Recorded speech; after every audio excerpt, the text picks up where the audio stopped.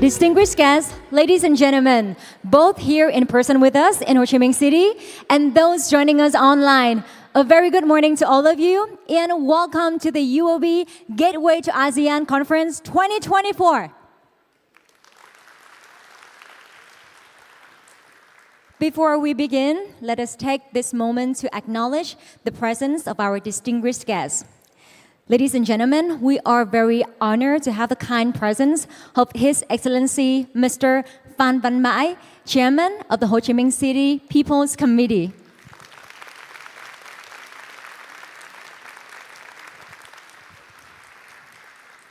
We would also like to extend our warmest greetings to Mr. Nguyễn Anh Tuấn, Deputy Director General, Foreign Investment Agency, Ministry of Planning and Investment.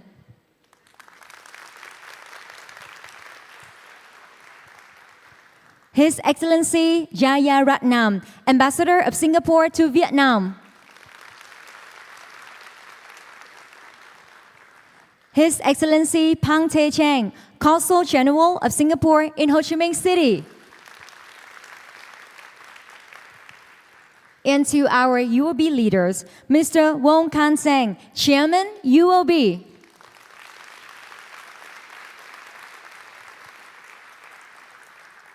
Mr. Wee Ee Chung, Deputy Chairman and Chief Executive Officer, UOB.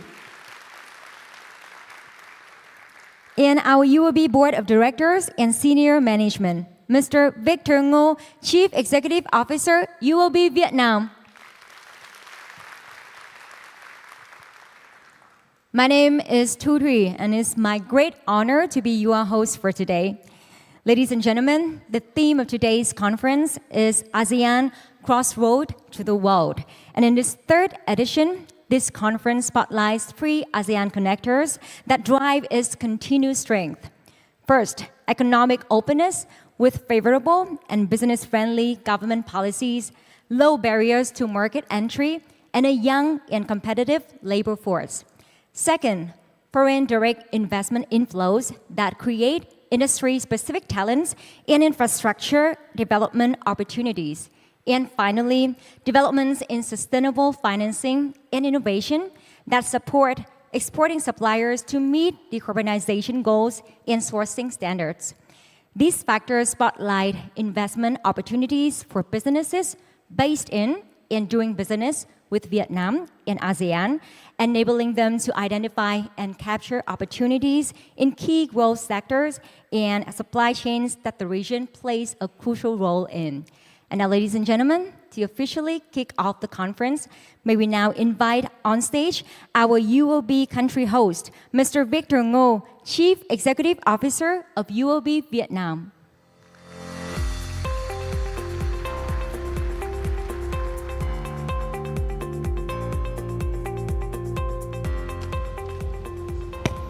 Good morning, Chairman Phan Văn Mãi, Ho Chi Minh City People's Committee. Mr. Nguyễn Anh Tuấn, Deputy Director General of Foreign Investment Agency, Ministry of Planning and Investment, Vietnam. His Excellency Jaya Ratnam, Ambassador of Singapore to Vietnam. His Excellency Phang Thê Chang, Consul General of Singapore in Ho Chi Minh City. Mr. Wong Kan Seng, Chairman of UOB. Mr. Wee Ee Chung, Deputy Chairman and CEO of UOB. UOB Board of Directors, Senior Management and colleagues, speakers, distinguished guests, ladies and gentlemen. It is my honor to welcome you to the Gateway to ASEAN Conference in Vietnam. Today, we're welcoming more than 600 guests from the government agencies, regulators, industry and business experts, partners, media and businesses from Vietnam and across the region. The theme of today's conference is ASEAN Crossroad to the World. It captures the immense potential we have ahead of us. Since the COVID pandemic, the world economy has been affected by severe uncertainties such as geopolitical tension, hyperinflation, supply chain disruption, and moderated global demand. However, the ASEAN economy remains resilient given its collective strength and unique potentials. The ASEAN Development Bank forecasts that ASEAN growth rate will reach 5% in 2024. With this continuing growth, ASEAN has established itself as a pivotal player in the global economy. As businesses increasingly look to Southeast Asia for expansion, it is crucial to ensure our region remains conducive and competitive on the global stage. Vietnam's dynamic development and strategic position within ASEAN highlight its roles as a vital contributor to the regional economy. As Vietnam gains global attention and serves as a gateway to ASEAN, I'm pleased that we are hosting the conference in this thriving market this year. With the agenda today, our distinguished guests will share insight on how the dynamic ASEAN region remains well-positioned as a gateway for global trade. Vietnam, serving as a key connector to ASEAN and beyond, and enhancing cross-border collaboration, fostering innovation, and embracing sustainability. As the one bank for ASEAN, UOB remains committed to playing the role of catalyst and enabler. Our extensive network and system of support that extend to government, investors, and ecosystem of partners enable us to support Vietnam and ASEAN businesses. In particular, UOB's strong presence in ASEAN and our UOB Foreign Direct Investment Advisory Unit across Asia, including Vietnam, aim to facilitate foreign direct investment inflows, to help business establish and grow, and to encourage trade flow within and connecting within this region. With our long-term commitment to the region and ongoing investment into Vietnam, UOB is well-positioned to help business navigate challenges confidently and offer innovative solutions to realize their full potentials. I believe we are the right partners and connectors for successful entry into Vietnam and expansion into ASEAN through Vietnam. In closing, I hope this conference provides valuable insight that empower both policymakers and business leaders to chart a path towards accelerated and sustainable growth in Vietnam and across the region. I wish you all a fruitful conference. Thank you. Thank you very much, Mr. Victor Ngo.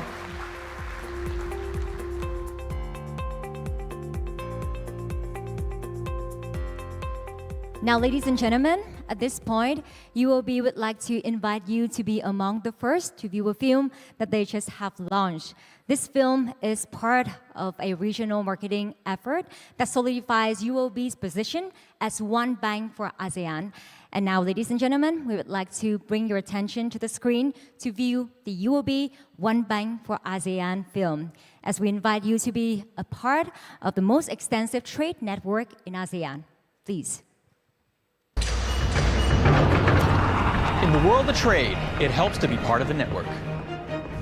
Well, not just any network. UOB's network. The most extensive network in ASEAN. Through this network, you can connect directly to my business. And mine. And mine. And mine! With this network, you can source for supplies big And small, across supply chains. And connect to sector specialists through 500 UOB offices globally. With access to an end-to-end platform that syncs up your entire value chain. for a complete view of your trade and cash position across borders on one single interface. And that's what makes UOB the one bank for ASEAN. It's where the region's most extensive trade network meets a truly integrated supply chain platform. And there's just one more thing to say. Be part of ASEAN's most extensive trade network.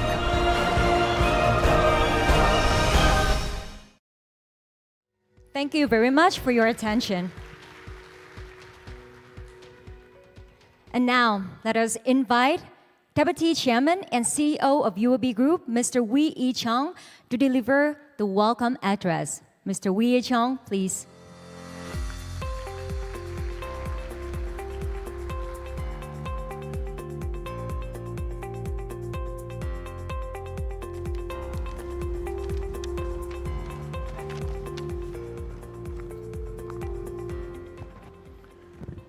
Chairman Mai, Ho Chi Minh People's Committee, Nguyen Tun, Deputy Director General, Foreign Investment Agency, Ministry of Planning and Investment, Vietnam.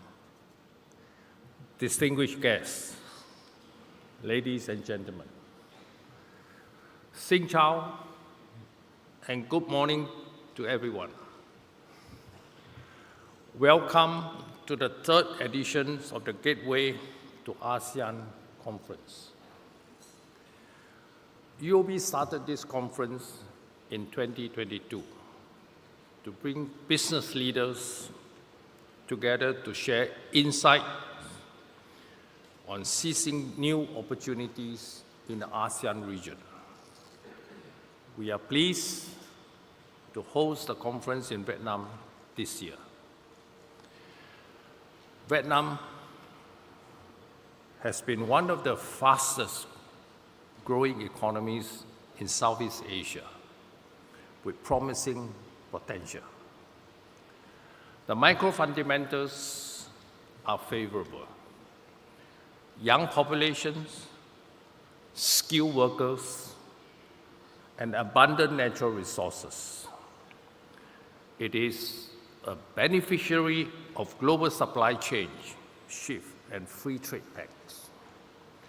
Foreign direct investment, or FDI, into Vietnam has been robust, hitting record levels. It is now a key electronic manufacturer in the world. At UOB, we are committed to Vietnam for the long term. Back in 1993, when I'm still a young man, we were the first Singapore bank to establish a presence here, with only 3 employees. Now, we have more than 1,400 employees and 5 branches in Ho Chi Minh City and Hanoi. For more than 30 years, the UOB Group have remained steadfast in serving our clients in Vietnam through market cycles and across diversified business franchise, including our fund management and hospitality unit. We will continue to invest to deepen our roots in this market. Looking across the region, ASEAN is on track to become one of the world's largest markets by 2030. As a dynamic economic hub, the region has strategic connectivity to key global markets, free trade agreements to reduce market entry barriers, a large and young populations, and a rapidly rising middle income. Our entire region, like Vietnam, is also attracting record levels of FDI inflows.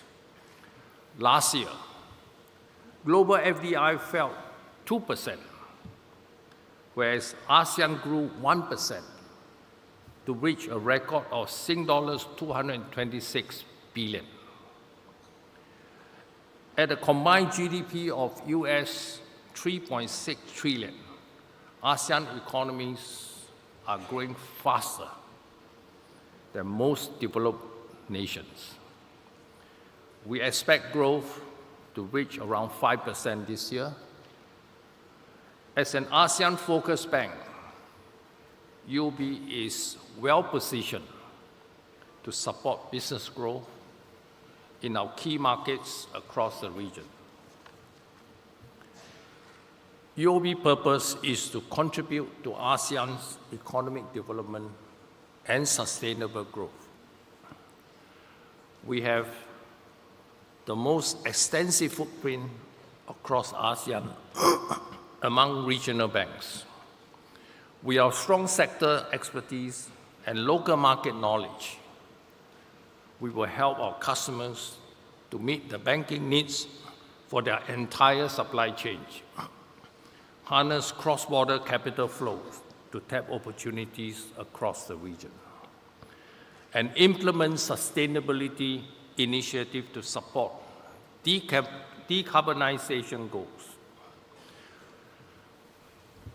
ASEAN is a diverse region with different cultures and different operating environments. Adapting to local nuances can be complex for businesses.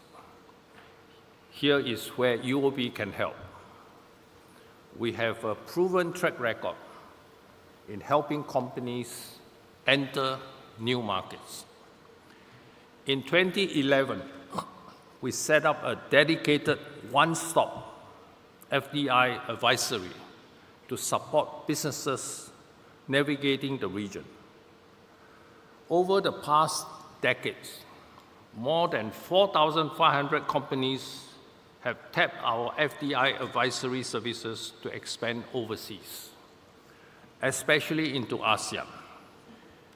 Today, we have 10 FDI advisory centers across major Asian cities. In the past 4 years, the companies we have supported have pledged to invest around US $42 billion, which will in turn translate into creating more than 200,000 job opportunities in the various markets. In Vietnam in particular, we have supported about 300 companies to expand into the country over the past 5 years. These companies have pledged to invest about Singapore dollars 7.3 billion and create about 50,000 jobs here. One example is a private healthcare provider in Asia, operating medical facilities in 13 cities in Cambodia, China, Japan, Singapore, and Vietnam. To diversify its operations and build stronger resilience, the client wanted to acquire a majority interest in a local hospital in Vietnam. Our offices across markets work together to provide banking services, including account opening and bankers' guarantee issuance for different stages of the acquisitions. In 5 months, the client and the local Vietnam hospital signed a strategic partnership agreement with UOB as a witness. ASEAN, I believe, is well poised as a gateway for world trade. This year's conference is themed ASEAN Crossroad To The World. We see 3 connectors powering the continued growth of the region. Government policies facilitating cross-border business, decentralizing supply chains that promotes trade, and industry driving the green economy. Our speaker today will offer insights on this area in their presentations and discussions.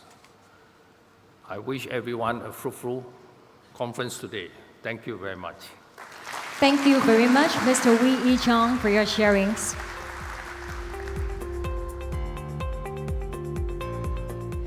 So, ladies and gentlemen, Mr. Wee has highlighted how the dynamic ASEAN region is well poised for the gateway for world trade and the growing importance of Vietnam as a connector to ASEAN and the world.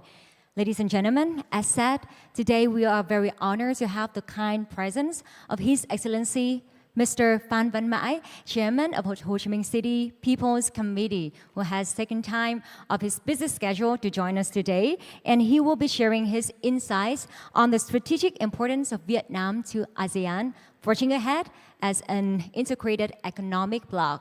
And we'll be speaking in Vietnamese. So ladies and gentlemen, let us put our hands together to welcome on stage His Excellency Mr. Phan Văn Mãi. Thưa quý vị, chúng ta hãy cùng dành một tràng pháo tay thật lớn để chào đón lên sân khấu ông Phan Văn Mãi, Chủ tịch Ủy ban Nhân dân thành phố Hồ Chí Minh. Xin được trân trọng kính mời.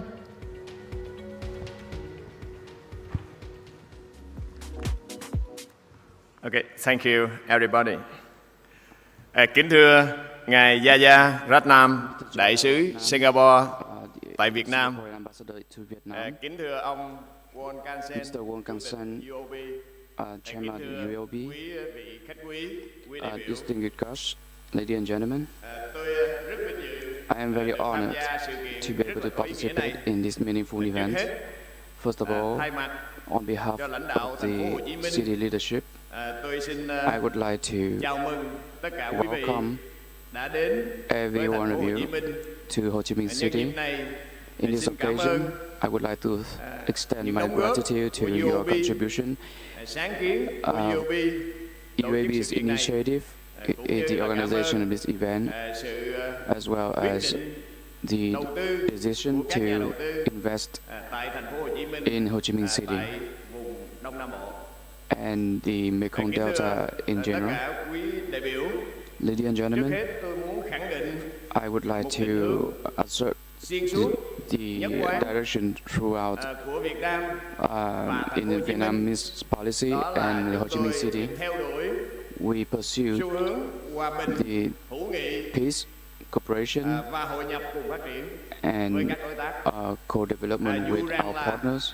bối cảnh Despite giới, the khu vực của situation chúng ta, of đang có nhiều the region biến and in the world, nhưng chúng tôi vẫn mong muốn hòa bình, we hữu nghị và hope hợp tác cùng for phát triển với các đối hope for tác. peace and cooperation with Việc all thứ our hai, chúng partners. tôi cũng muốn khẳng định như trong phát Second, biểu we của would Phó like Chủ tịch to UOB, đó là khu vực second Đông Nam Á, second to the trong speech đó by the có chairman Việt Nam in được Southeast khẳng định Asia and in là khu Vietnam. vực phát triển có thể nói We là have nhanh nhất the quickest development rate của nền kinh tế toàn cầu hiện nay among và tiếp other tục là động regions lực in the world, and this is the motivation của nền for kinh tế growth. thế giới. Và theo dự báo And in của các tổ accordance chức to như World Bank, reputable IMF, organizations such as thì World Bank, tăng IMF, trưởng của Đông Nam Á the ASEAN's Nam growth rate, tiếp tục as well as Vietnam, đạt ở mức cao will continue trong năm to achieve high standard in 2024 những năm tiếp theo. and beyond.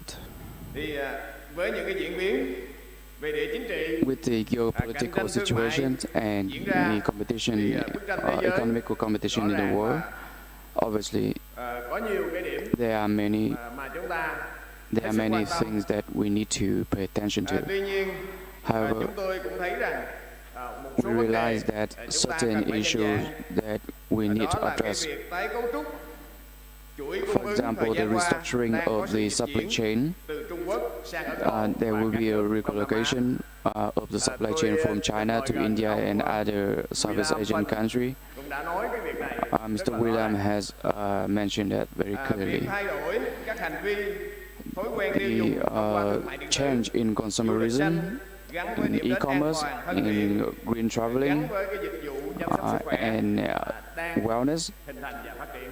All these new trends are forming. Phát triển bền vững trở thành xu hướng Sustainability bao has trùm của become thế a giới. trend that Kinh tế số, encompasses the entire kinh tế world tuần hoàn, economy. kinh tế xanh Circular economy, đang là digital mô hình phát triển economy, của nhiều green quốc gia. economy are priorities of Và many đây nations. vừa là cơ hội và cũng And this vừa is là the thách thức opportunity as well đối as với các nền challenges kinh tế to the đang economies, phát triển.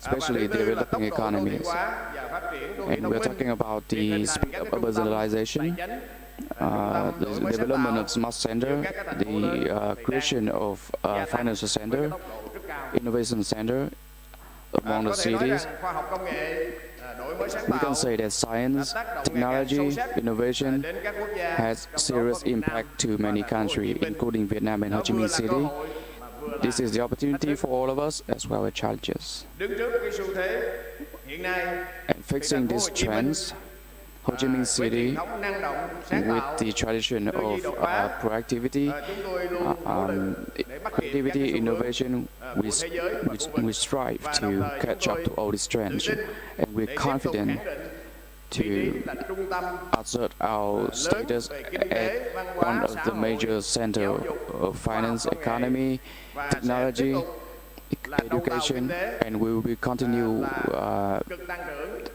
to act as the leadership, the flagship of innovation in Vietnam. Ladies and gentlemen, with the determination and confidence, Ho Chi Minh City will be one of the major centers in finance and economy. Ho Chi Minh City are always ready to cooperate and set up the stages for partners to do successful business in our city. We are always ready, and we are hopeful the cooperation from our partners, so we can create win-win situations. So I would like to have a question. So when you come to Ho Chi Minh City to Mekong Delta, what do you need? What do our partner need? So this is something that we are all interested in. We're interested in the potential of the market, the investment environment. We're interested in how the integration of Ho Chi Minh City and the Mekong Delta into the supply chains, international supply chain. We talk about human resources and the capability to meet the demand of the partners. There are many questions here, but we're confident. And putting in the shoes of the investor, Ho Chi Minh City have many things. Allow me to elaborate. The city contributes 16% of GDP of the entire nation and 26% of the national income. This is a huge contribution, and it stems from the inner strength of the city. The Mekong Delta has even major contribution to the GDP and national budget. Ho Chi Minh City inherits the mechanism, a special mechanism that leave us with many advantages in comparison to other provinces. So these are the advantages that can attract strategic investors to key industry. For example, the creation of innovation center, R&D centers, financial centers, investment of technology transfer, IT investment, biology investment, automation, new material development, green energy, semiconductor, design, engineering, electrical components, and many new technologies. So these are the few that we have special mechanism and have many advantages in comparison to other regions in the country. On the other hand, Ho Chi Minh City have the special mechanism on the construction of highway, the Belt Highway that connected the entire region, the entire Mekong Delta, to expand the economy space and to ensure our special status in economy and geopolitical. We have a diverse network of transportation. We can move goods and material quickly around the region and in and out of the region. We have road, railway, airports, and seaway. We have a special position in the supply chain and maritime movement. Ho Chi Minh and Vietnam has many improvement in infrastructure and the capability to process goods. Logistics have moved Vietnam into one of the top 20 nations in maritime. maritime transportation, and we're still working hard to improve our transportation and infrastructure to improve connectivity amongst the region. We basically will have a lot of work done in infrastructure before 2030. We have 70 processing and industrial complex in active, and we will transform this complex into high technology centers with integration of agriculture, industry and services in order to create more innovation center, more R&D centers. And we have planned to construct new technology centers to serve the new investors. We can say that Ho Chi Minh City in particular and Mekong Delta in general have abundant, human resources in abundance. They can attract many investors. Over 50% of Vietnamese population in the working age, and until 2030, we will have 58 million workers. And in Ho Chi Minh City, we have many high level and high quality workers. And in the surrounding areas, for example, Mekong Delta, and we have human resources in abundance, and they are very quality as well. In the readiness of supply chain, we have over 400,000 enterprises that is account for 32% of Vietnamese enterprises. They are diverse in many industry, and they have strong connection with all the provinces and region in the country, and they participate in many organizations and supply chain in ASEAN. And it is important to mention the market. I would like to mention that the Ho Chi Minh City have over 10 million in population. We have high income, and the consumption index is also very high. We have strong connection with Mekong Delta and the surrounding region, and we have over 40 million in population in this region. So there are many potential in this area. So Vietnam has been participating in over 19 FTA with many major economies in the world. 16 among them are inactive with over 60 partners all over the world, with the total GDP in account for 90% of global GDP, with 4.8 billion in population. This is a huge market potential for us to plan our business activity. So we could say Vietnam is one of the major gateway to Vietnam, but we can also say that, and we are confident that we can expand our market further through the connectivity mechanism, through FTA. Ladies and gentlemen, at the moment there are over 125 countries and territory are investing in Ho Chi Minh City with over 13,000 projects, with a total investment ticket of 90 billion US dollars. Singapore is one of the biggest investors with over 2,000 projects. We hope that after this conference, Ho Chi Minh City in particular and the Mekong Delta in general will welcome more investors to us.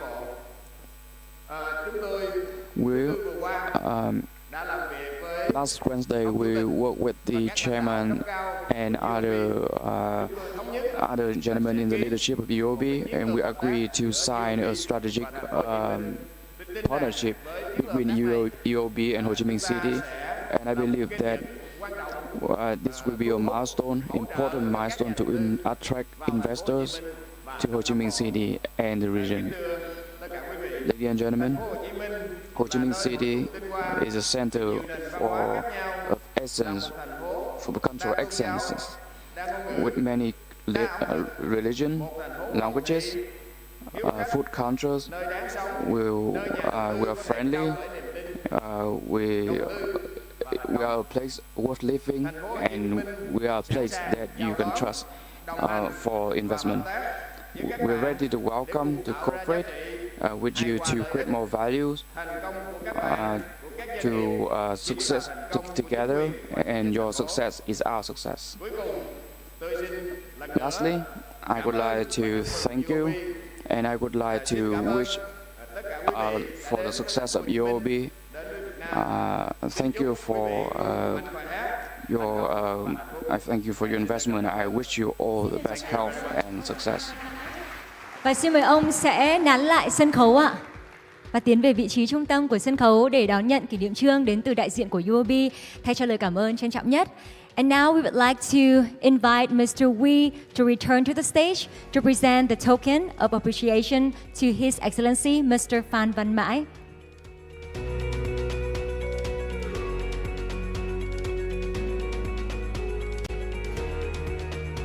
Ladies and gentlemen, on the back of the token of appreciation is a painting titled Through Tranquility by artist Lâm Phối Dung, who won the Gold Award in the Emerging Artist category at Vietnam's first UOB Painting of the Year Award in 2023. Once again, thank you very much, His Excellency Mr. Phan Văn Mãi. Thank you, Mr. Wee.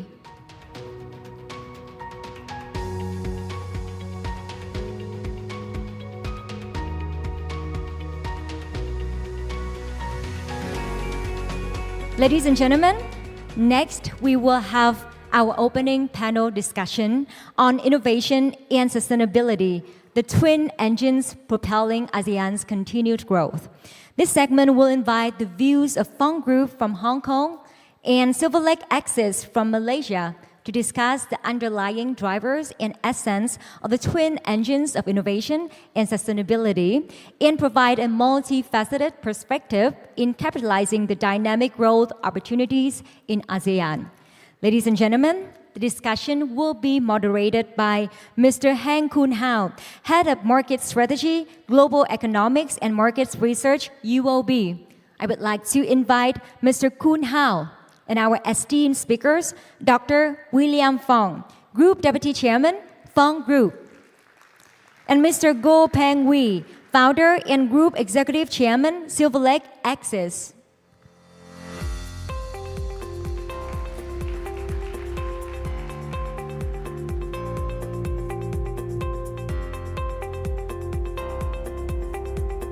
Please take your seats on the stage.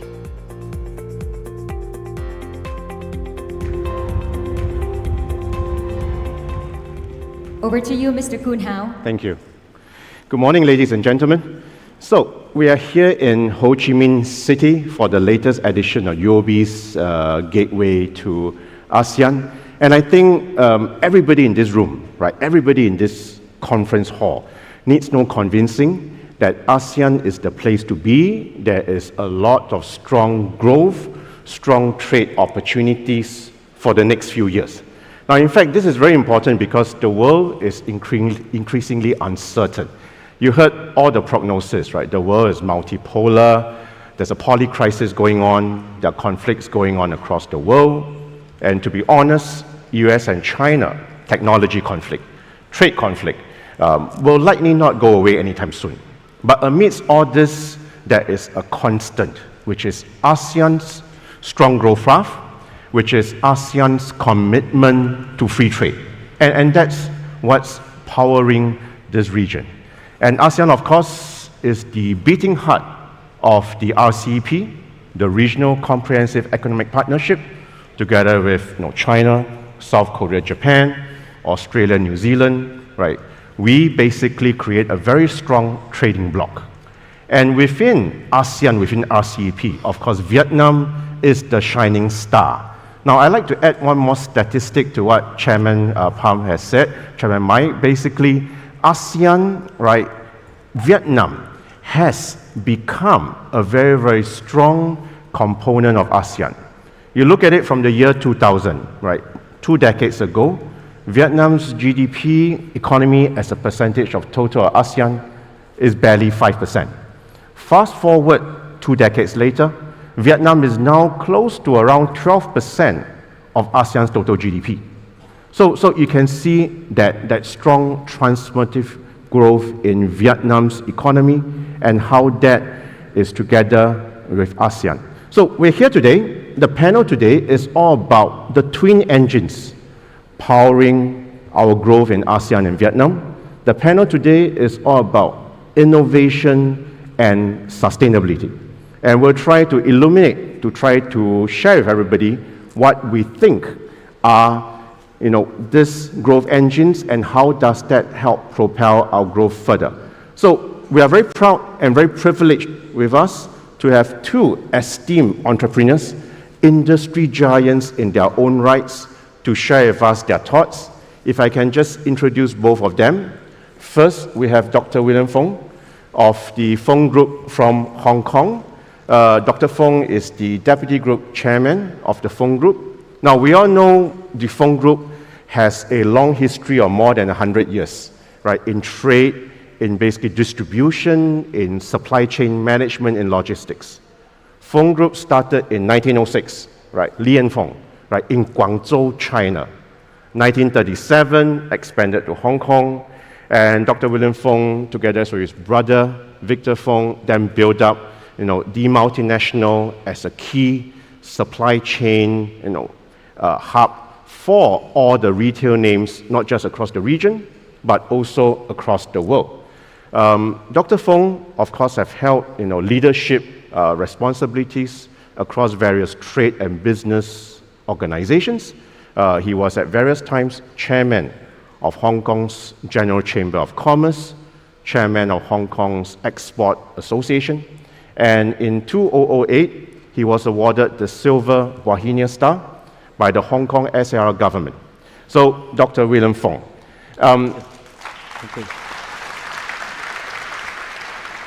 We are very privileged and proud to have as well Mr. Goh Ping Wee, Executive Chairman and founder of Silver Lake Axis Group. So, Mr. Goh is your classic rags to riches entrepreneur who has made it very well. So, he's a Kampong boy from Penang in Malaysia.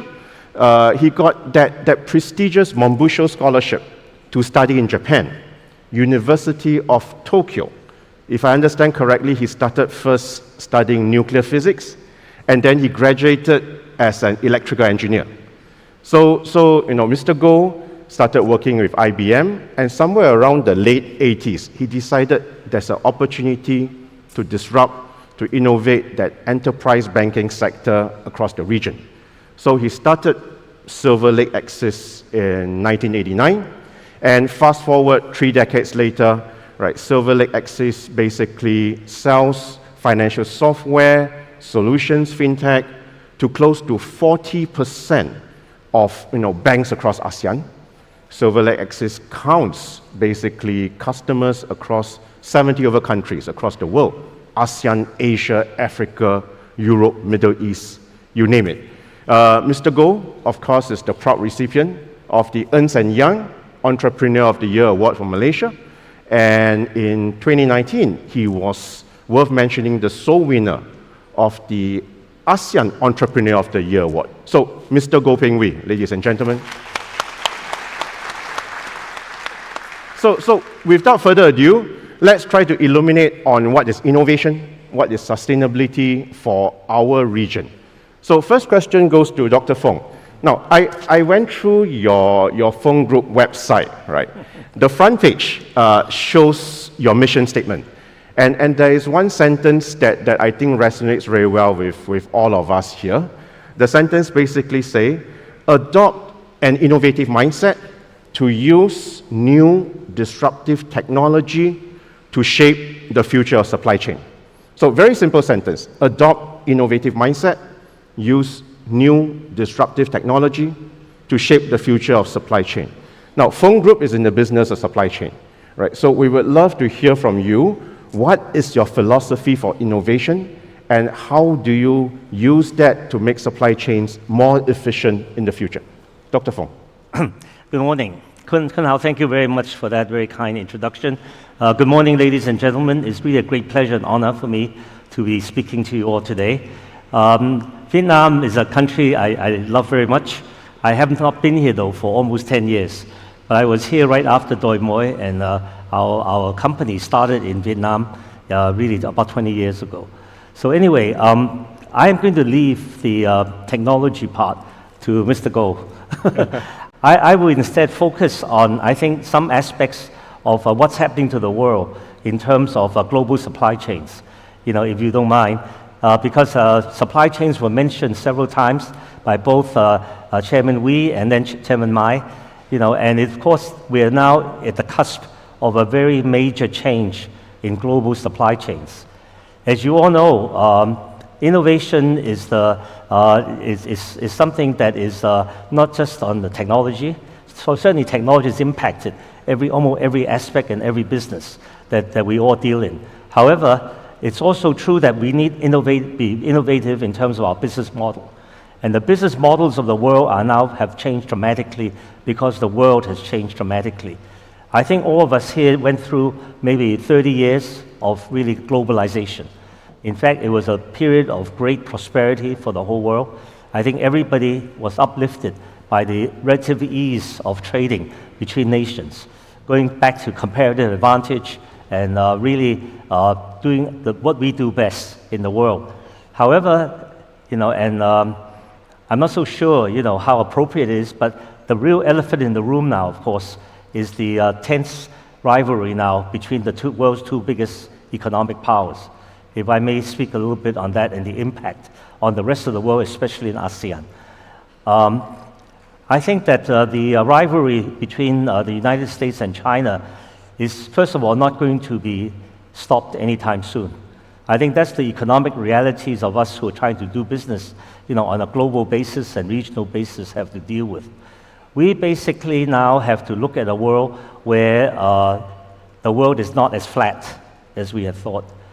That we now have to rebuild. In fact, I would say that the most calls I have from our customers is that please rewire my supply chains because we need to be able to deal with this economic situation, political and economic situation.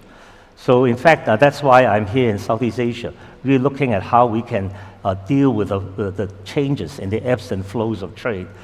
And I could tell you that the biggest change would be that instead of, as you all know, you're all familiar that during this great period of globalization, one country especially had an incredible economic rise, and that's China.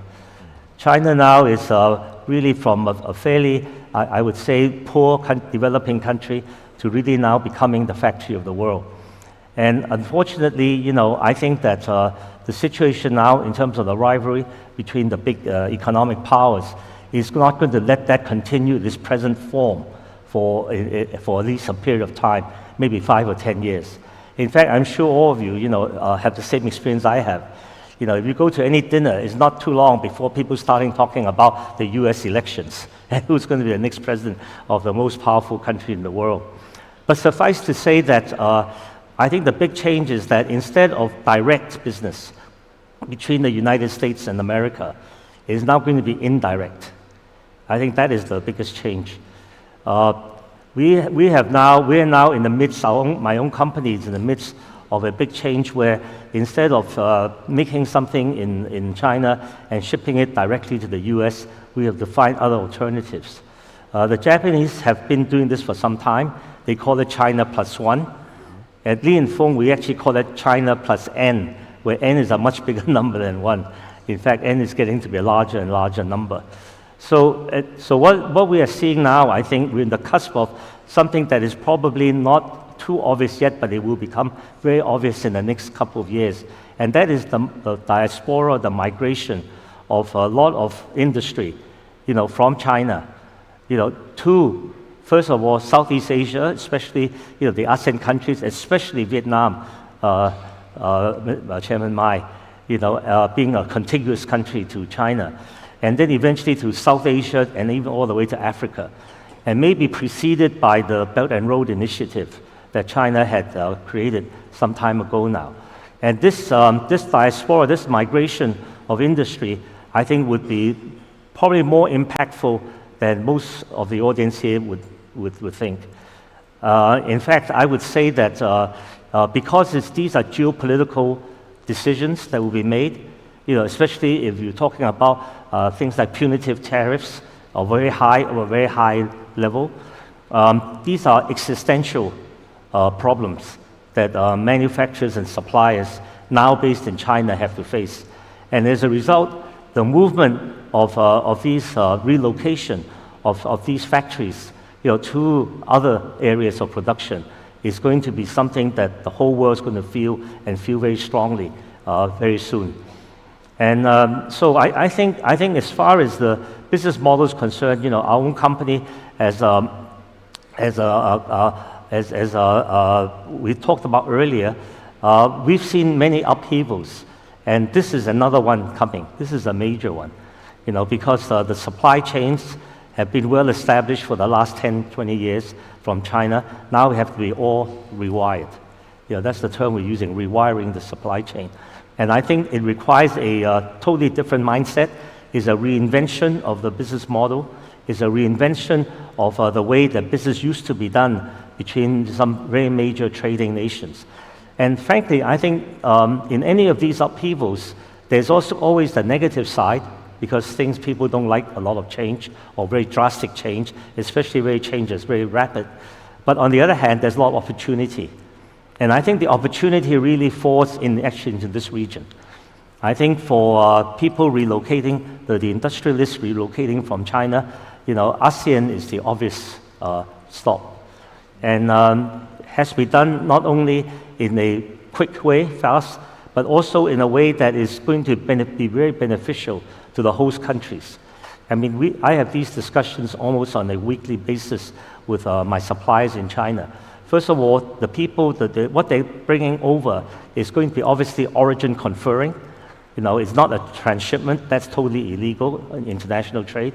They are going to be bringing factories, they're going to be employing people, and there will be technology transfer.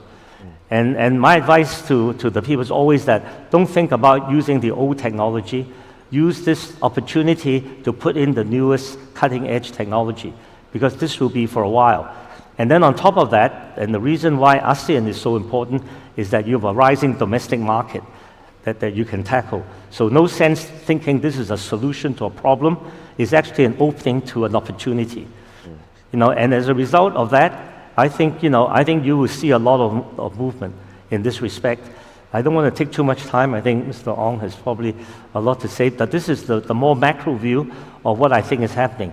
And of course, part and parcel of this is not just the technology part, but the sustainability. I think I'm actually, I'm not that young anymore, but I think I feel very much like the young people about the future of our world. I like my grandchildren to grow up in a much better place.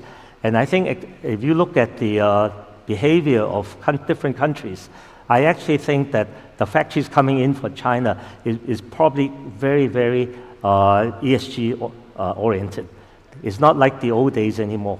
And I think that, and in fact, as you know, China probably now is leading the world in things like new energy, the whole EV revolution, the solar revolution, and so on. So I think there's nothing to be concerned about. And as far as the host countries are concerned, they will bring employment, they will bring technology, they will bring foreign exchange in terms of earnings, and I think that over time, the supply chains, the whole supply chain will now move in. The initial parts, maybe part of the supply chain is still in China, but over time, all the supply chain will move in. In fact, that was the experience of China itself. When they first opened up in 1979, after Deng Xiaoping's open door policy, the first processes to move were at that time the labor-intensive processes, but now later on, the rest of the supply chain moved into China. So again, I'm very hopeful, I'm very excited about the opportunity the ASEAN offers. And of course, a major beneficiary is where we're right now today, Vietnam. Okay, thank you. So, I like what Dr. Fong says. It's not China plus one, but China plus N. And clearly, N means ASEAN, I would say. So there's so much opportunities of Chinese firms that are moving out of China to our part of the world to seek new growth opportunities, new markets. Mr. Goh, now you have famously said before that if you're not an entrepreneur, you're probably a professor, right? You like mathematics, you like philosophy. So I think, ladies and gentlemen, we're in for a treat today. So Mr. Goh has prepared a quick slide pack, a few pages, to share with us his more thought-provoking thoughts about what innovation is all about. So Mr. Goh, the stage is yours. Good morning. First, I'd like to start with a note of thanks. I met Mr. Wee by chance in 1994. That was 30 years ago. And unfortunately, I was not a really good speaker, being very academic. But somehow, Mr. Wee, Senior Wee, actually grabs the message. And I would like to sum up that message. Actually, it is about build, one word, and then choice, the second word. The third word is common. The fourth word is algorithm. And we talk about this word called reimagine, revisit, reconstruct, rewire, reinvent. It's the word of re. And we are facing this so-called new world of VUCA, volatile, uncertain, complex, and anxious, and full of anxiety world. And being starting as a nuclear physics person, went into chip design. Our trick is always making things complex to simplicity. So we try to make things, try to use the least common denominators. Now that was the word that I used talking to Mr. Wee, that if you do not have the least common denominators, you are not productive. And that was the search that I started when I was in IBM. And of course, least common denominators is not simple. In fact, least common denominators is scalar. And when you move up further, you have something called basis, which is vectorial and tensorial and so on. You go up, and it can get more and more complex. And so that was the setting in 1994. 30 years ago, I'm actually repeating the same thing. And let's go through the last chart and look at the world now. And maybe we can connect a few words and see what happened. Now, this is the last chart that I couldn't see, but I'm trying to, maybe I should walk closer so that I can complete the message. Now, let's look at China. And so what characterized China? Both, just one word. Now, there are many hierarchy of both. And build today is defined by algorithm. Now, before 1970, we actually physically built things. Then we actually mechanically built things. Then electrically built things. That's 1980. Then move on to 1936. Alan Turing and Church actually came up with the possibility of something called algorithms. Now, actually, that dictated the whole change of last close to 100 years. So both is the characteristic of China, and also most likely the characteristic of Asia. Now, there's another word that's called cross. Now, cross is actually very unique. It mix of things, but technically in physical world, in mathematical world, we call it cross product. And you can take the meaning cross as what you feel. Now, for example, what is a currency? What is US dollar? It's crossly used by all countries. Now, it's actually the reserve currency. Now, so cross has characteristics which are very difficult, and that's why it leads to this issue of trifling dilemmas and so on. And of course, cross means military, it means web businesses. But one thing about US is it is losing the sense of common. Now, that's another word, which I actually talked to Mr. Wee, which is common denominators. common interests, common denominators, common currency, common market. There are so many things that's so important that we talk about common market. For example, ASEAN. I was involved in ASEAN Secretariat for about 20 years, and we've been trying so hard talking about common market. Now we managed to reduce the tariff, but actually we can't go much about the individual demographic.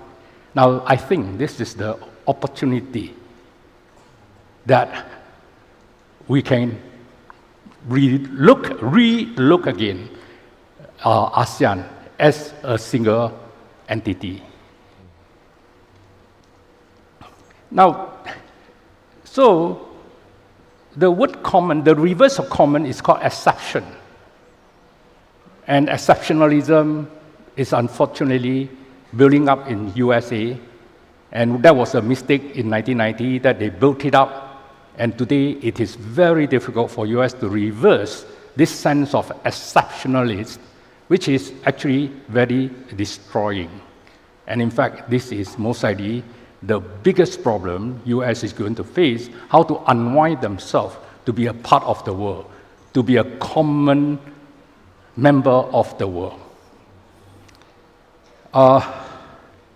And common, of course, leads to something called collective innovation.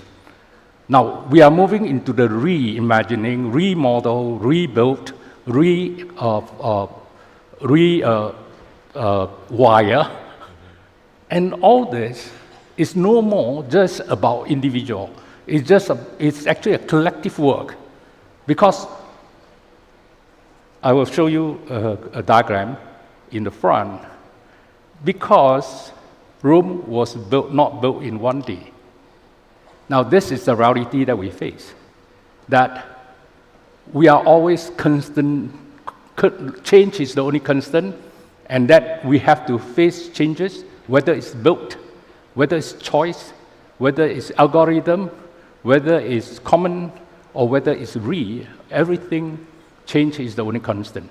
And that is what we are facing, and I will move forward to say what is built and what are the problems of built. Now we talk about AI, and we talk about open technology, closed technology, but the truth is, if you reduce everything back to one word, it is algorithms.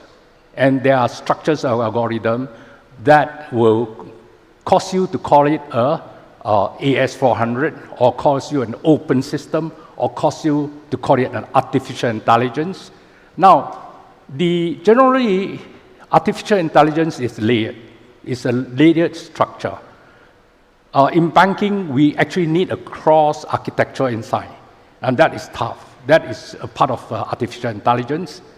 And finally, the simple algorithm like open or AS400, those are very simple algorithms. They are governed by something common called group theory. Now, so built actually, shockingly, is a continuous improvement process. There is no miracle. It's a continuous improvement process. And Japanese call it Kaizen. That was what Toyota invented. So, built, how it affects ASEAN is a word that we have to think. And we are affected by demographics. We have to make choices that leads to the two interesting books written by Jim Collins that Built to Last, which is sustainability. And I would like to applaud the team for choosing the word sustainability and innovation. Now, Built to Last is about sustainability. And great by choice is the challenge of making great choices. And both words are actually parameterized by actually a few simple words: built, choice, algorithm, and then the common, and then maybe the philosophy of reimagine, the commitment to reinvent. So, first thing first, build actually has a catch, because change is the only constant. Therefore, when you continue to build, you fight with change. And therefore, you ended up with a curve of diminishing return. And this is what US is facing. The chip is actually going into the 2 nanometer, and 0.1 nanometer is exactly 100 silicon atoms. Therefore, it is not going to work. It's going to be vibrating if you actually build a silicon chips on that. And the future has most likely have to move away from trying to build a shorter channel, but actually to fabricate multiple chips. And US sanction on China may be forcing China to invest on packaging or fabricating multiple chips technology. And both sides are fighting very fiercely, and both sides are funding the new approach. And of course, there are other technologies like gallium nitride and so on and so forth. Whichever way,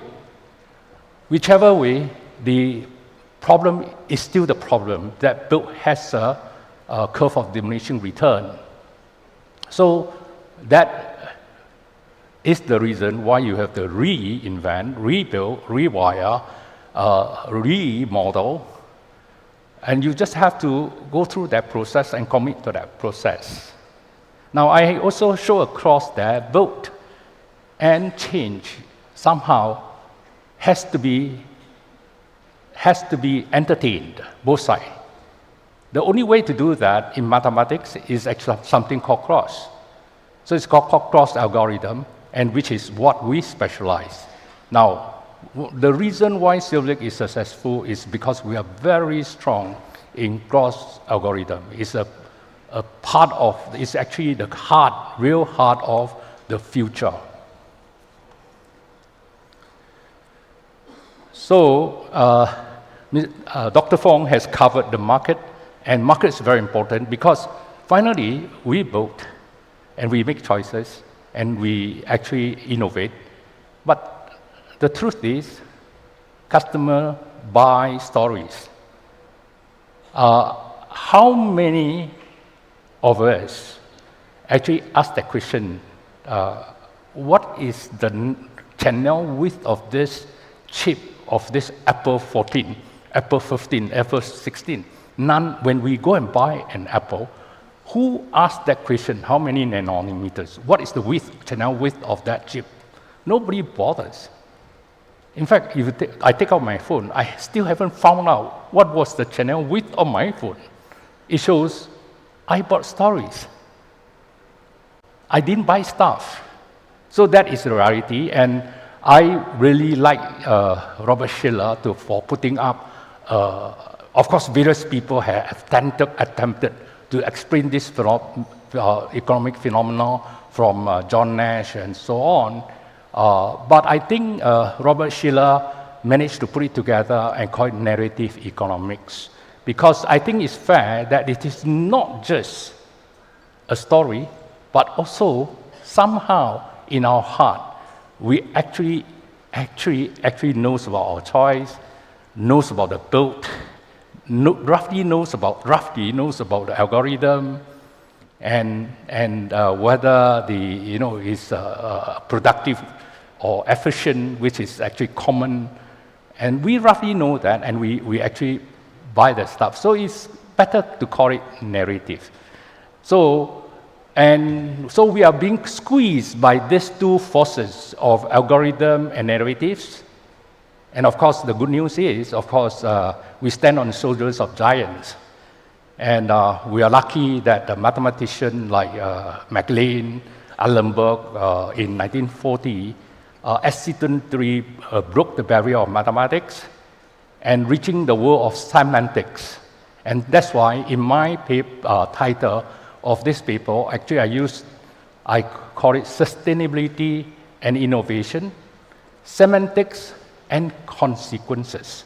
So if you drill deep into the semantics, you actually can see the consequences, which was the last chart that I actually put there. Now, so if we come back to this last chart and talk about ASEAN, ASEAN has to try to work very hard to try to find commonalities.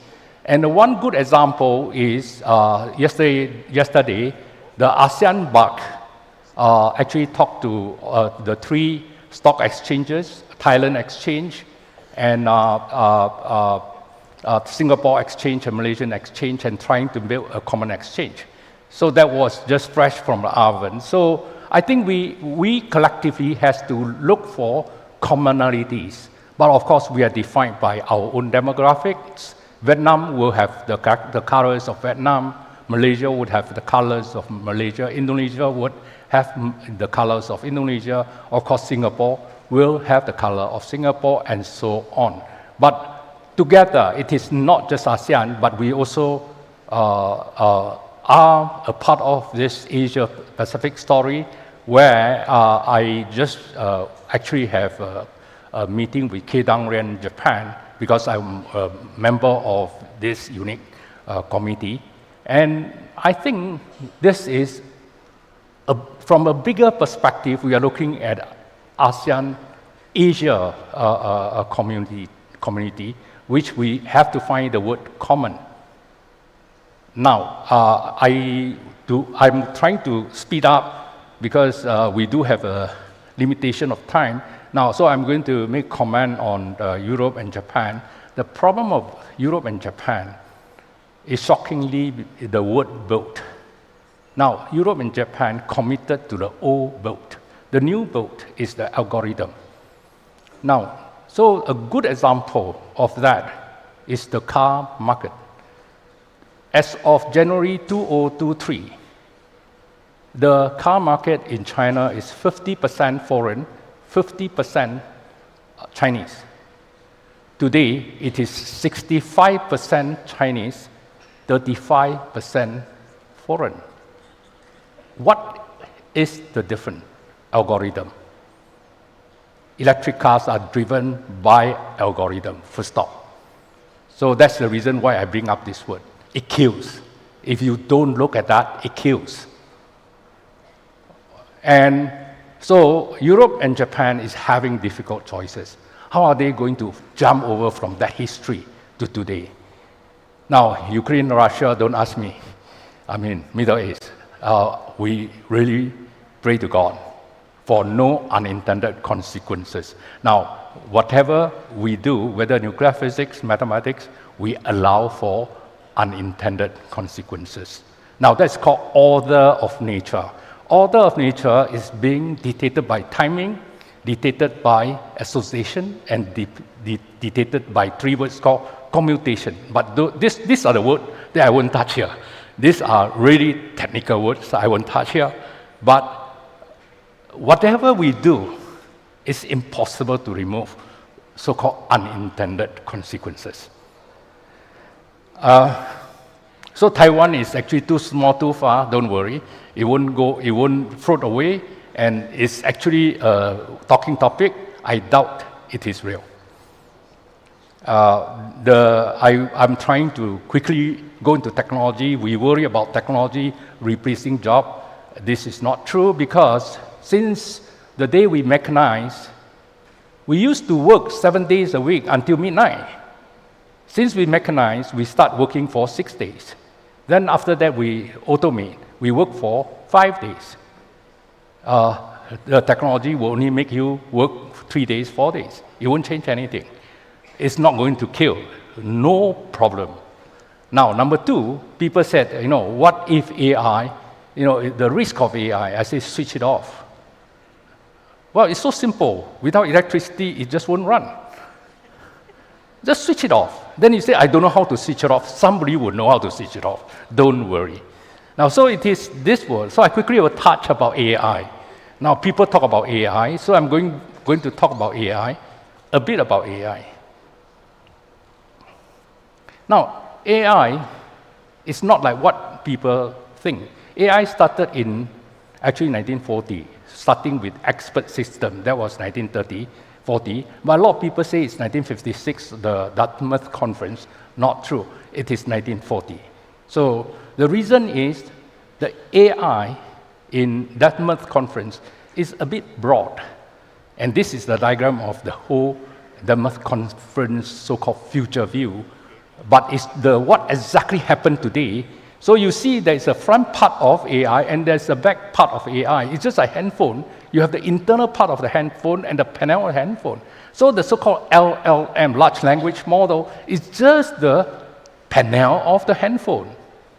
Inside there are computer vision, deep learning, and so on and so forth, expert system, a whole bunch of things. Now, this diagram is a technical diagram called taxonomy of AI. So it shows you exactly how a handphone looks like, an AI handphone looks like.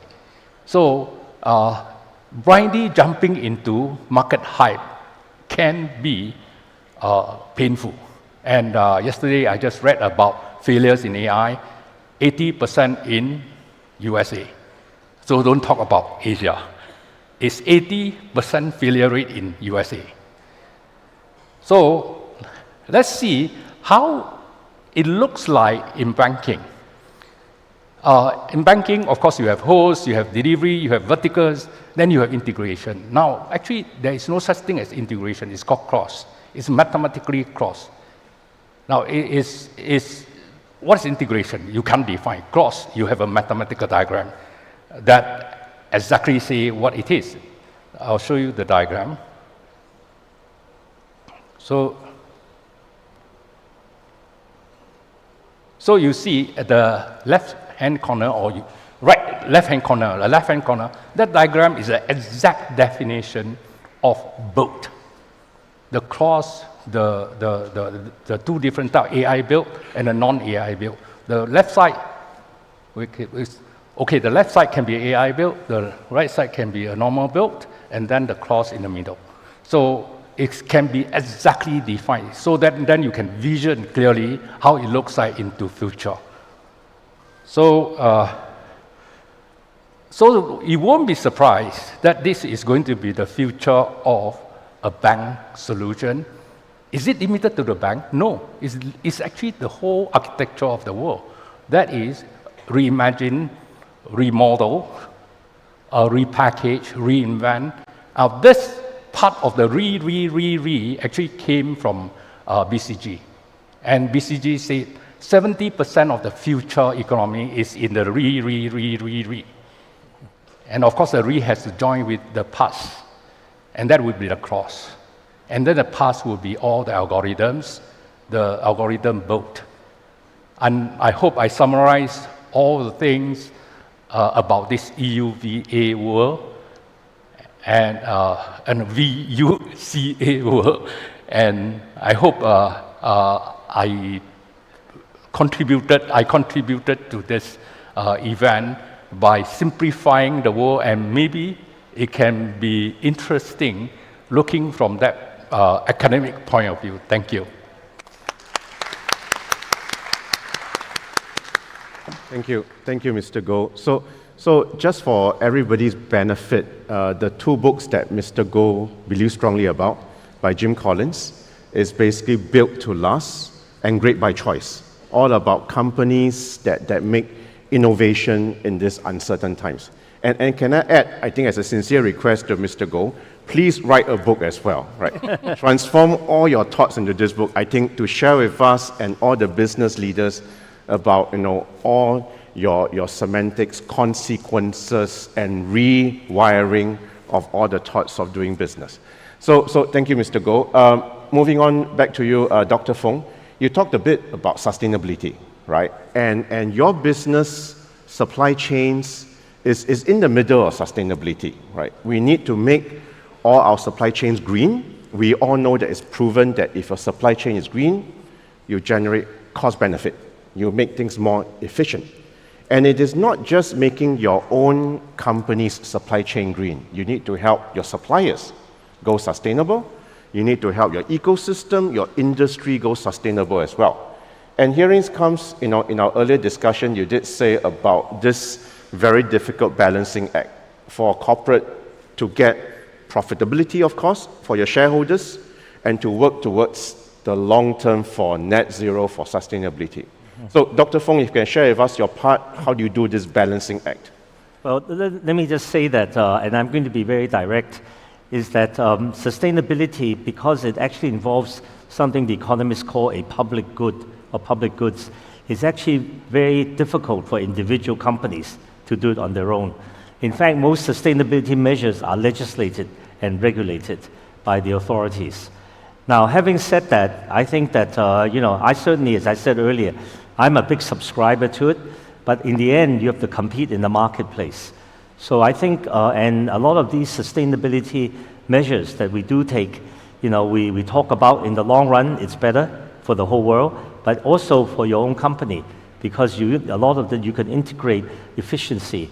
All the things about lean manufacturing, all the things about Six Sigma and so on, that all helps. However, I think the biggest problem, and you see it every day, and I'm more focused again on the macro side, is that the real problem, I think, with sustainability is the presence, a very strong presence of short-termism in the world. Everything is short-term. And in order to succeed in sustainability for the world, you have to have a long-term view. And that's where the problem we have is that a lot of the people who make the regulations and so on, it's governments. And governments themselves should be long-term, but in effect, many of them are short-term. If a US congressman gets elected for 2 years, how do you expect him, to be a champion of sustainability, that might last decades? So I think that something like this has to be done. I have my own particular view about sustainability because, again, we're not involved in directly the manufacturing ourselves or creating the waste and the carbon footprint and things like that. However, we are very instrumental in the whole supply chain. So we only have 2 points of view in terms of sustainability. That's very focused, supply chain focused. The first one is that you create from the beginning less waste. You start off by saying you're going to forecast demand properly. You basically don't produce more than you need or will consume. Otherwise, it goes into the landfill, or the ocean. So the first thing that we do, we use a lot of technology in terms of forecasting demand, making sure that our customers can accurately gauge what is the demand as much as they can. And part and parcel of that is that we speeded up the manufacturing so that you can do replenishment in season, for our products. So that helps. And then the second thing that we do, of course, is to reduce inventory. One of the big things about inventory is that, in fact, one of the big fallacies about our whole manufacturing supply chain, global supply chain, is that people look at things like, what is your labor cost? What is your transportation cost per container? The reality is that if you produce the wrong merchandise, your biggest cost is your markdown cost or your cost of having obsolete merchandise. So once people focus on the complete supply chain and say, how do you make sure that you don't have that situation and therefore keep your inventories low, again, you basically eliminate, a lot of that. We carry this philosophy of starting always at the beginning of the chain to everything we do. For example, there was a lot of, as you all know, there's a lot of privacy issues about leaking consumer information. But we start off by saying that don't take more information from the consumer, like their credit card number and their bank account, if you don't need it. You take so much information, so when there's a leak, you're in serious trouble. People just want to gather data because, unfortunately, some of our scientists keep saying that data is wealth. You just got to get as much data as you can. So I think you got to do things a little differently. But I think this short-termism is a real problem. Corporations operate on a quarterly earnings basis. Governments work on short lead times. It's very, very difficult to really sustain the world. Basically, you have to have, and I think the Asian mentality is probably a lot better. We think in terms of generations. Wee Chong will agree with me. We don't look at quarterly earnings as much as we look at, the generations, of running the business. Whereas I think the more Western and sort of business approach is to say, well, what's your quarterly earnings? How's your stock price doing? So I think that gives some advantage. And I think, in fact, surprisingly, despite all the bad press that China usually gets from the Western media, I think one area where they haven't been able to say very much is actually China's commitment to sustainability. And I think they're really going to be a catalyst for the world. We certainly don't expect, the more powerful Western countries to be the catalyst, given that they are so short term. And then they'll change the regime so often, and change of priorities. So that's really, our take on sustainability. Again, I only try to talk about things I know about, which is the supply chain, and I think the sustainability is a huge problem. We only have one Earth, but as I think Mr. Goh said, you have to come common. It's a common thing that we have to do together. And all this divisiveness that we see in the world today, the geopolitics and so on, doesn't help us. Thank you, Dr. Fong. So I just want to emphasize what he said. We only have one Earth, right? It's up to us across multi-generations to try to do the right things to make sure we still have a better world for the next few generations. So the last question I have very quickly, we're running out of time, to pack up for both gentlemen. I think we have a lot of entrepreneurs in this hall from Vietnam, right? Both of you are very successful entrepreneurs. So can I just ask you, what's the singular most important advice you can give to all our friends, here in Vietnam to make their business more successful? Maybe Mr. Goh, start with you first. Okay, I'm going to borrow Dr. Fong's word again, the word right. It's very interesting. I couldn't dwell into the word right. Actually, life is always about have the right timing. That's the most important thing. If you get the timing wrong, everything actually go wrong. Now, you have the right timing, do the right thing, do the thing right, then finally find the right people. Now, all the rights, as long as you do all the rights, it's definitely going to lead you somewhere. Now, so therefore, how are you going to find this right? Now, right against what? Right against both. Then you have to drill into the semantics of both. What are the different types of both? Which right applies to which right? Otherwise, right has no meaning. Without context, right has no meaning. Now, right choices is even more difficult. Right algorithm, more difficult. So even the right reinvention, even for example, we have if you are a startup, it's fine, you just nothing to reinvent, right? But if you are established entity, you have to reinvent. So which one to reinvent first, right? So it's a right. So I think it's all about having the first few words that I talk about, then make the right choice at the right timing, with the right people, with the right support, and right, all the way, and most likely it's going to be right. I just want to add one more thing. Of course, please use the right bank for what you need to do. Now, if you're familiar with UOB's tagline, we work for our customers, we want to be right by you. So,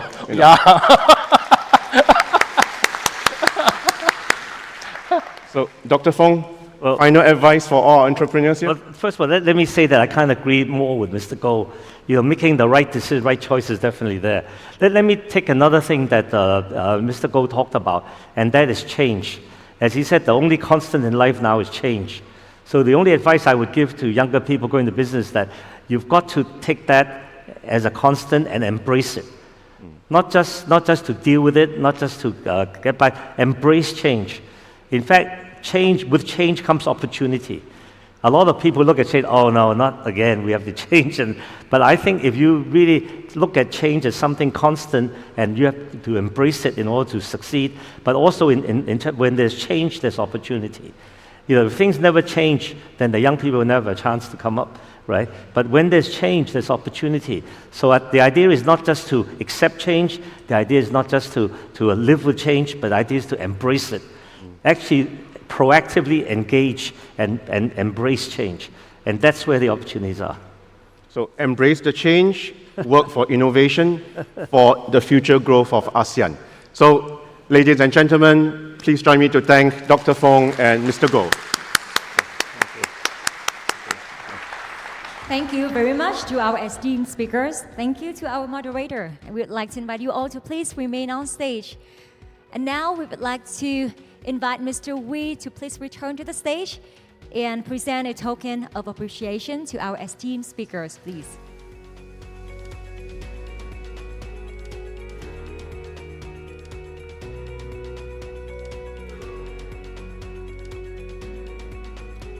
Once again, thank you very much for a very thought-provoking panel discussion. Thank you for your wonderful insights.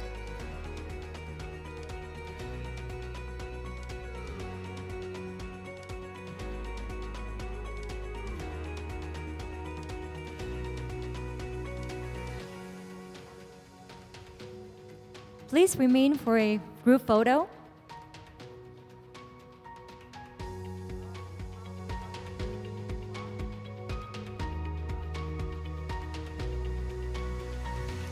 Once again, thank you very much. Thank you to Mr. Wee.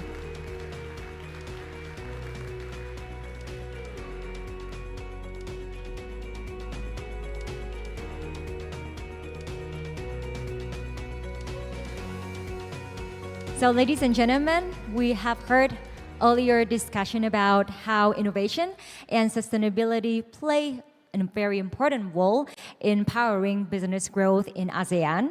And how has ASEAN progressed as a region and why it is emerging as the world economic dark horse. Our next segment is a fireside chat on ASEAN, the epicenter of growth for trade. And in this segment, you will hear from a banking leader and a media veteran as they discuss how businesses can diversify their investment to capture the business growth in ASEAN. And our speakers for this fireside chat are Mr. Kevin Huang, Chief Operating Officer, South China Morning Post, and Mr. Frederick Chin, Head of Group Wholesale Banking and Markets, UOB. Ladies and gentlemen, Kevin is based in Hong Kong and leads the Advertising and Marketing Solutions Division at the Post. With over 25 years of experience across APAC, he has spearheaded digital, mobile, and advertising businesses through high growth and profitability. Fred is the Head of Group Wholesale Banking and Markets at UOB, overseeing client portfolios spanning over 19 countries, covering a full range of business segments from SMEs to large corporations, multinationals, and financial institutions. And now may I invite Kevin and Fred to take the stage, please.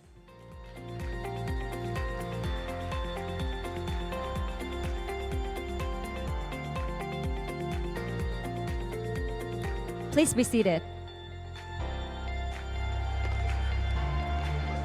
And now the stage is yours. Good morning, everyone. Good morning, ladies and gentlemen, and distinguished guests. Firstly, I want to thank UOB for giving me this invitation to be speaking and moderating this session, ASEAN, the epicenter of growth for trade. With me, we have Mr. Fred Chin. Fred is a widely respected and widely recognized leader in the banking industry with over 40 years of experience in the industry. Currently, Fred heads up the global banking and markets business at UOB with a remit that spans over 19 markets. Prior to joining UOB in 2013, Fred has held leadership positions at a leading financial institution, covering markets such as Greater China, Thailand, Malaysia, as well as Indonesia. This deeply entrenched experience that Fred has had in Southeast Asia has obviously built a very big passion for him for ASEAN to be emerging and growing and to be one of the leading forces within the ASEAN market. Having especially spent time at UOB, his deeply rooted experience with UOB's ASEAN heritage and footprint in the last decade has obviously continued to fuel his aspirations for this region to be stronger. Today, Fred is a thought leader and frequent speaker on ASEAN trade policies and banking matters, leading the bank's charge towards UOB's ambitions to be the #1 trade bank for ASEAN. So before we start getting into it, I just want to set a bit of context. I think it is no secret or no surprise, having heard from various speakers before us, that the growth in ASEAN is unstoppable, and that's coming up, and it's obviously continues to grow. The ASEAN bloc today, with a total annual trade value of over 2 trillion and a GDP of 3.2 trillion, is expected to reach 4.2 trillion by 2030, making it the fourth largest trading bloc in the world.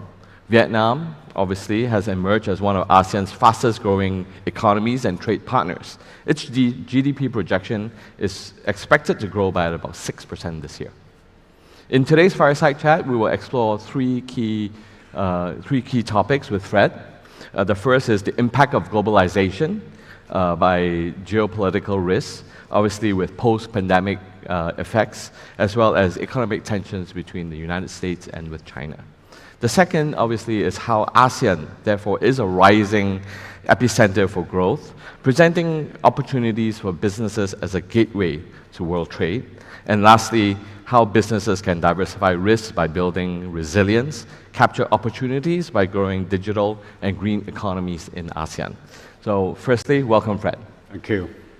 Fred, what are your views on today's ever-changing market dynamics in ASEAN? And is this an opportunity or is this risk? Good morning. Thanks for giving the opportunity to share my thoughts. As echo to all the early speakers, the world clearly have entered into a new era of globalizations, driven by four pivotal forces. First, heightened geopolitical tensions resulting in economic competitions, disruption in supply chain caused by wars and COVID pandemic, urgent need in ESG transitions, and fourth, rapid digitalizations. These forces are clearly posing a lot of challenges to businesses and also disrupting business models. I see ASEAN as a growing bright spot. With political stability, growing young population with rising middle income, and projected GDP of 4.2 trillion, is on track to become the fourth largest economic bloc by 2030. I see three clear opportunities for ASEAN. First, as Dr. William Fong said, tremendous opportunity for ASEAN being a production base to China and the rest of the world. Second, the rise of digital economy is projected by Temasek and Bain studies to reach $1 trillion by 2030. Green economy is projected to require an investment of US $1.5 trillion by 2030. There is therefore no better time than now to invest in ASEAN. Fred, you're clearly very bullish, and you obviously see this as a moment for ASEAN. And then that kind of reminds me of a term in the 80s when I was a young man about Asia, and it's the term Asian tigers. There's a fair bit of talk today about China plus one strategy, and Dr. Fong has shared is actually China plus N strategy. Now, with this term Asian tiger re-emerging and a fair bit of enthusiasm about it, is this real or is this just hype? Oh, hype, you mean? Yes, ASEAN was an Asian tiger and was a production base to the West well before emergence of China a few decades ago. With global trade, growth expected to pick up in the coming years. It's clearly emerging trend that ASEAN is becoming a FDI destination as a strategy to diversify the supply chain and build resilience around supply chain. In ASEAN, in 2023, was the second largest destination for FDI at $226 billion, only behind US of $310 billion, but way ahead of China of $160 billion. We have seen some of our clients are adopting China plus one strategy as a first step, not China plus N, as Dr. William Fong said, by investing in new production facilities to serve the Western markets. And where in ASEAN are your clients and these companies investing into? We're already seeing some production facility being set up across ASEAN. For example, in sectors like electrical consumer product in Thailand and Vietnam, semiconductor in Singapore and Malaysia, nickel industry in Indonesia, EV cars in Thailand, among others. Vietnam obviously is among the biggest beneficiaries of China Plus One strategy, attracted 23 billion FDIs and recorded $355 billion trade in 2023 alone. We also see an increased investment in renewable energies to meet the first net zero, and also the fast rising digital economy. I think ASEAN will stand to benefit as we upgrade the infrastructure at the same time to meet the rapid demand of the digital economy. These are very big numbers that you just mentioned. It is. It's astonishing. Yeah. It is obviously a very positive outlook for this region and for ASEAN. And how do you see businesses seize these opportunities in the region, and how do they capitalize, especially on something that's been talked about so often, such as digital economy? And today we heard from Dr. Fong and several other talk about green economy and sustainability. We actually already see very good tractions. Businesses moving into ASEAN to build supply chain resilience, diversify their risks, and seize new opportunities. Over the past decade, our FDI advisory unit have advised close to 4,005 companies expanding overseas, especially in ASEAN. We ourselves have invested in an integrated supply chain platform to connect businesses along the whole supply chain value chain ecosystems. We also have dedicated an ESG team with sector specialists to advise customers to navigate the ESG transitions. Of course, all these FDI flows are important to be supported by business-friendly policies. I mean, what's really important, obviously, is to have this private and public partnership. On this note, how do you see the ASEAN governments in helping make this region a really attractive destination for investments and obviously leading to economic growth? I think obviously the ASEAN government play a very critical role. First, to ensure ASEAN stay united as an economic bloc. And importantly, to align interests and harmonize policy, especially in digital and green economies. Second, we also would like government to really enter a lot more bilateral free trade agreements, and their participation in RCEP, the Regional Comprehensive Economic Partnership, should boost ASEAN as a connector hub for trade and new markets. And third, it's important to align national interests and regional cooperation in their green transition. And recent example, Singapore just announced, as of yesterday, they're going to increase the green power purchase from neighboring country up to 6 gigawatts by 2035. I want to go back a bit on supply chain and talk about the disruptions, the global supply chain disruptions that have led to an increase in terms of strategies for China Plus One, and from just in time to just in case. Obviously, that is taking up a lot of effort from companies. How are financial institutions such as UOB playing a role in helping these businesses build resilience and obviously continuing on this particular strategy? Thanks, Kevin, for giving me the opportunity to do a brief UOB commercial. Today, we don't just bank individual companies.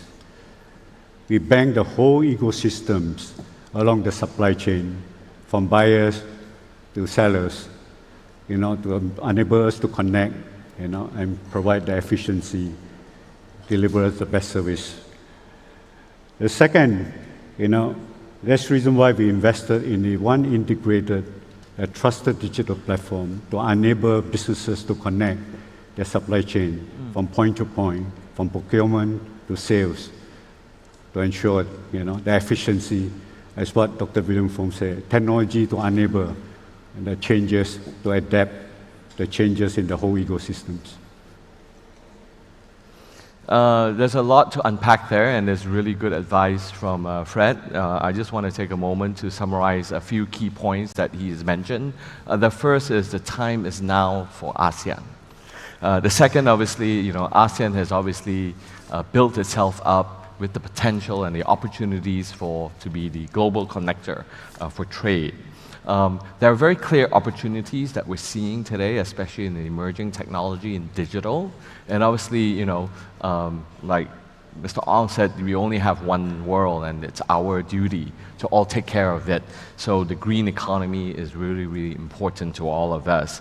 And obviously, it's up to governments to align their policies to make sure that together we can grow the growing opportunities in ASEAN. One last question, Fred, before I let you go.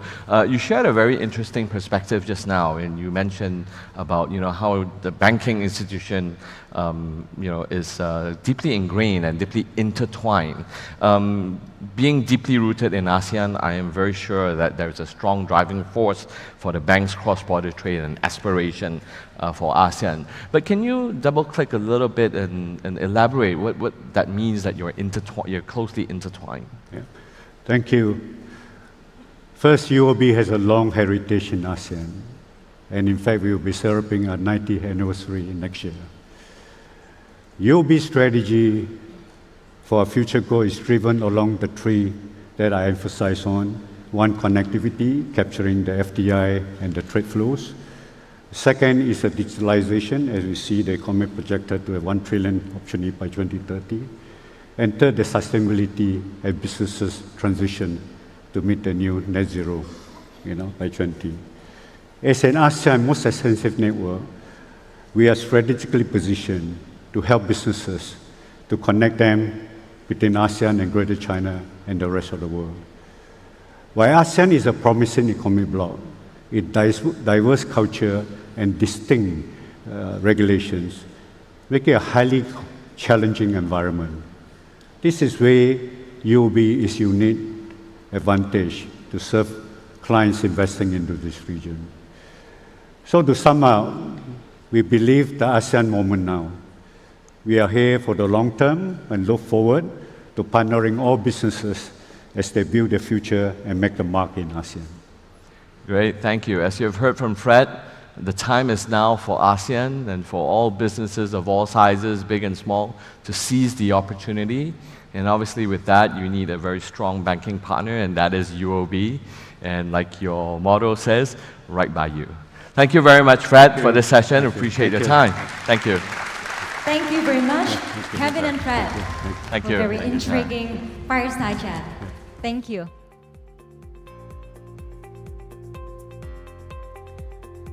So, ladies and gentlemen, we have just heard about the areas of economic strength and growth in ASEAN.